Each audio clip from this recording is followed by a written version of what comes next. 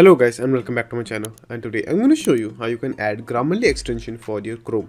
So firstly open your Chrome browser, then in the search panel just simply search for Grammarly for Chrome. Then just simply click on Grammarly for Chrome over here at the official Grammarly.com website. Just simply click on it. Then just simply click on Get Grammarly, it's free. Then just simply sign up for Grammarly. Then after that just simply choose anything over here, press skip over here, then option will come to you which is add to Chrome. Just simply click on it.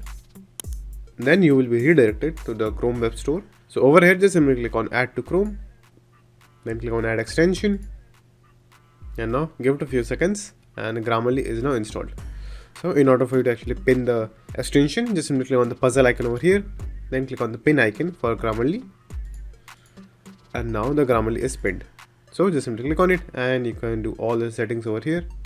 And if you don't want the extension, just simply right click on that extension and choose remove from Chrome, and the extension will be removed. So that's it. Thank you for watching. Do like and subscribe to my channel and take care.